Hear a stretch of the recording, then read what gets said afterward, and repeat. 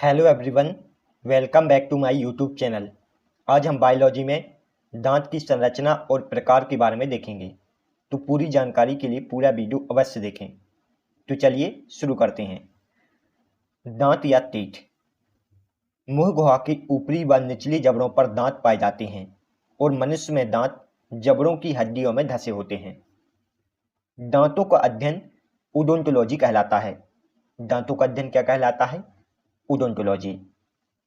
दांतों का निर्माण कठोर ऊतक से हुआ है और दांत हड्डियों की श्रेणी में नहीं आते हैं। जो मनुष्य के दांत हैं वह हड्डियों की श्रेणी में नहीं आते हैं। और दांत का निर्माण किस तत्व से हुआ है? कैल्शियम तत्व से। मनुष्य के दांत मुख्यतः कैल्शियम से बने होते हैं। मनुष्य में सामान्य दांत 32 होते हैं और दूध के दांतों की संख्या 20 होती है। यदि इन दोनों दांतों को मिला दिया जाए तो कुल होंगे 52 दांत। मनुष्य में सामान्य दांत 32 होते हैं और दूध के दांतों की संख्या 20 होती है। इस प्रकार मनुष्य के जीवन काल में कुल 52 दांत उगते हैं। मनुष्य में 4 प्रकार के दांत पाए जाते हैं। यह है इंसीजर, कैनाइन, प्रीमोलर और मोलर। इन चारों को डिटेल से नेक्स्ट स्लाइड में जानेंगे।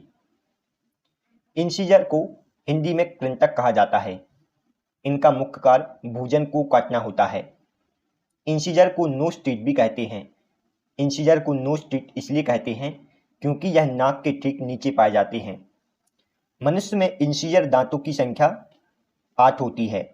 मनुष्य में इंसीजर दांतों की संख्या 8 होती है। 4 इंसीजर दांत ऊपरी जबड़ों में और 4 इंसीजर दांत निचले जबड़ों में पाए जाते हैं। मनुष्य के दूसरे प्रकार के दांत है कैनाइन। कैनाइन को रदनक कहा जाता है। कैनाइन का मुख्य कार्य भोजन को फाड़ना होता है और इन्हें आई टीथ भी कहते हैं। कैनाइन को आई टीथ इसलिए कहते हैं क्योंकि यह आई के ठीक नीचे पाए जाते हैं। और जो मांसाहारी जानवर हैं उनमें कैनाइन लंबे प्रकार के दांत होते हैं। मनुष्य में कैनाइन दांतों की संख्या 4 होती है। मनुष्य में कैनाइन दांतों की संख्या कितनी होती है? 4। 2 दांत ऊपरी जबड़ों में और 2 दांत निचली जबड़ों में। तीसरे प्रकार के दांत हैं प्रीमोलर दांत। प्रीमोलर को अग्र चमड़क कहते हैं। इनका मुख्य कार्य भोजन को चबाना होता है और प्रीमोलर को चीक टीथ कहते हैं। प्रीमोलर को चीक टीथ इसलिए कहते हैं क्योंकि यह गाल के ठीक नीचे पाए जाते हैं। मनुष्य में प्रीमोलर दांतों की संख्या 8 होती है। 4 दांत निचली जबड़ों में और 4 प्रीमोलर दांत ऊपरी जबड़ों में पाए जाते हैं। इस प्रकार कुल 8 प्रीमोलर दांत पाए जाते हैं। मनुष्य की चौथी प्रकार की दांत है मोलर दांत। मोलर को चबरक कहा जाता है। इनका मुख्य कार्य भोजन को चबाना होता है और इन्हें विजडम टीथ भी कहा जाता है। मोलर दांत को किस अन्य नाम से जाना जाता है? विजडम टीथ के नाम से। मनुष्य में मोलर दांतों की संख्या 12 होती है। 6 दांत ऊपरी जबड़ों में पाए जाते हैं और 6 दांत निचली जबड़ों में पाए जाते हैं। जो बच्चे होते हैं उनमें प्रीमोलर दांत अनुपस्थित होते हैं। बच्चों में प्रीमोलर दांत अनुपस्थित होते हैं और बच्चों में तीसरे नंबर का चबरक दांत भी अनुपस्थित होता है। जो बच्चे होते हैं उनमें प्रीमोलर दांत और तीसरे नंबर का चबरक दांत अनुपस्थित होता है। यह सभी पॉइंट आपको याद रखने हैं। मनुष्य के दांत के भाग। अब हम मनुष्य के दांतों के भाग को देखेंगे। मनुष्य के दांत के भाग है क्राउन, नेक, रूट, एनेमल, डेंटाइन और पल्प कैविटी। मनुष्य के दांत के ऊपरी भाग को कैनाइन कहते हैं। मनुष्य के दांत के ऊपरी भाग को क्राउन या शिखर कहते हैं। मनुष्य के दांत के मध्य भाग को नेक या ग्रीवा कहते हैं और मनुष्य के दांत के निचले भाग को रूट या जड़ कहते हैं। जो मनुष्य के दांत का बाहरी भाग है उसे एनेमल कहा जाता है।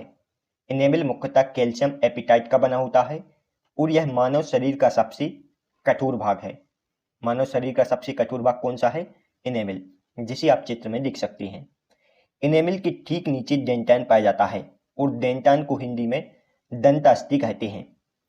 डेंटाइन मुख्यतः कैल्शियम फास्फेट का बना होता है और यह पीले रंग का पदार्थ होता है। डेंटाइन के ठीक नीचे पल्प कैविटी पाई जाती है। पल्प कैविटी को हिंदी में मज्जा गुहा कहते हैं। पल्क कैविटी में तंत्रिका कोशिका और रुधिर कोशिका स्थित होती हैं और पल्क कैविटी अंदर से थोड़ी खोखली होती है। मनुष्य की जो जबड़ी है उसी गम कहा जाता है और मनुष्य की जड़ की बाहरी परत को सीमेंटम कहते हैं। मनुष्य की पल्क कैविटी और जड़ की बाहरी परत को सीमेंटम कहते हैं। यह सभी पॉइंट आपको याद रखने हैं। मनुष्य में दांत की उत्पत्ति के आधार पर दांत 3 प्रकार के होते हैं। जो दांत जीवन काल में एक बार उगते हैं उन्हें मोनोफाइडेंट कहते हैं। जीवन काल में 2 बार निकलने वाली दांतों को डाइफाइडेंट कहा जाता है और जो दांत जीवन काल में कई बार निकलती हैं उन्हें पॉलीफाइडेंट कहा जाता है। यह है दांत की उत्पत्ति के आधार पर प्रकार। अब हम दंत सूत्र के बारे में जानेंगे। मनुष्य की चारों प्रकार के दांतों को संख्या को एक समीकरण द्वारा प्रदर्शित किया जाता है तो इसे दंत सूत्र कहते हैं। मनुष्य के जब चारों दांतों को एक संख्या के रूप में प्रदर्शित किया जाता है तो इसे दंत सूत्र या डेंटल फॉर्मूला कहते हैं। दंत सूत्र को ICPM बटे ICPM के द्वारा प्रदर्शित किया जाता है। दंत सूत्र में एक जबड़े के आदि दांतों को लिया जाता है। यहाँ I का अर्थ है इंसीजर, P का अर्थ है कैनन, C का अर्थ है कैनन, P का अर्थ है प्रीमोलर और M का अर्थ है मोलर। I के लिए यहाँ दंत सूत्र में I का मान होता है 2, C का मान होता है 1, P का मान होता है 2 और M का मान होता है 3, जिसे आप चित्र में लिख सकते हैं। अब हम दांत के बारे में कुछ महत्वपूर्ण तथ्य को पढ़ेंगे। इनेमल को दांत का बॉडीगार्ड कहा जाता है। जो मनुष्य के दांत का बाहरी भाग है इनेमल, इसे दांत का बॉडीगार्ड कहा जाता है और इनेमल मानव शरीर का सबसे कठोर भाग है। पक्षियों के दांत चोंच के रूप में होते हैं।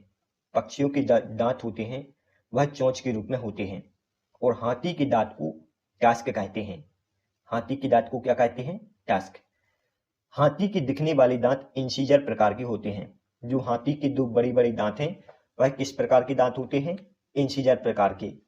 और सिर के बाहर निकले हुए दांत कैनाइन प्रकार के होते हैं। जितना मैंने हाईलाइट किया है उतना आपको याद रखना है। Thanks for watching. दोस्तों, यदि आपको हमारी वीडियो पसंद आई हो तो प्लीज़ वीडियो को लाइक और चैनल को सब्सक्राइब जरूर करें। तो मिलते हैं नेक्स्ट वीडियो में।